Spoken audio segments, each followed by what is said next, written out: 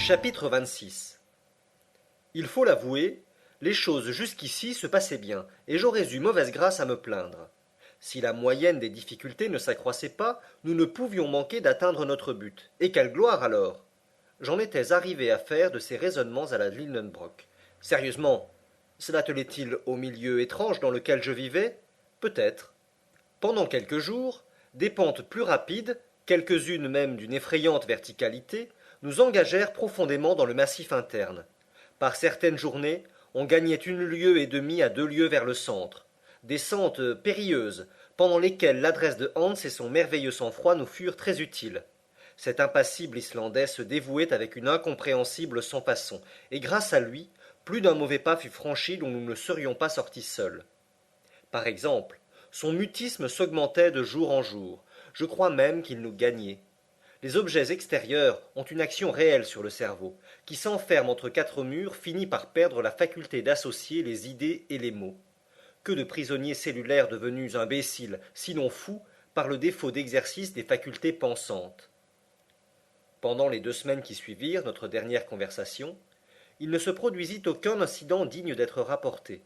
Je ne retrouve dans ma mémoire, et pour cause, qu'un seul événement d'une extrême gravité. Il m'eût été difficile d'en oublier le moindre détail. Le 7 août, nos descentes successives nous avaient amenés à une profondeur de 30 lieues. C'est-à-dire qu'il y avait sur notre tête 30 lieues de roc, d'océans, de continents et de villes. Nous devions être alors à 200 lieues de l'Islande. Ce jour-là, le tunnel suivait un plan peu incliné. Je marchais en avant. Mon oncle portait l'un des 2 appareils de Ruhmkorff, et moi l'autre. J'examinais les couches de granit. Tout à coup, me retournant, je m'aperçus que j'étais seul. Bon, pensai-je, j'ai marché trop vite. Ou bien Hans et mon oncle se sont arrêtés en route.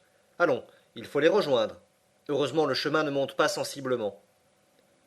Je revins sur mes pas. Je marchais pendant un quart d'heure. Je regardais. Personne. J'appelais. Point de réponse. Ma voix se perdit au milieu des caverneux échos qu'elle éveilla soudain. Je commençais à me sentir inquiet. Un frisson me parcourut tout le corps. Un peu de calme, dis-je à haute voix. Je suis sûr de retrouver mes compagnons. Il n'y a pas 2 routes. Or, j'étais en avant. Retournons en arrière. Je remontai pendant une demi-heure. J'écoutais si quelque appel ne m'était pas adressé, et dans cette atmosphère si dense, il pouvait m'arriver de loin. Un silence extraordinaire régnait dans l'immense galerie. Je m'arrêtai. Je ne pouvais croire à mon isolement. Je voulais bien être égaré, non perdu. Égaré, on se retrouve.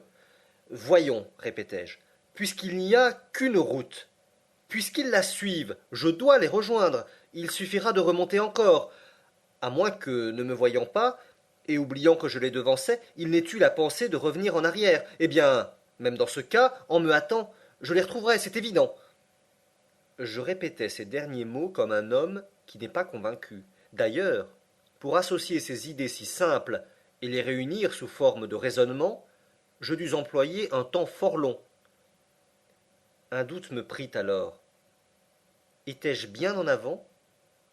Certes, Hans me suivait, précédant mon oncle. Il s'était même arrêté pendant quelques instants pour rattacher ses bagages sur son épaule. Ce détail me revenait à l'esprit. C'est à ce moment même que j'avais dû continuer ma route.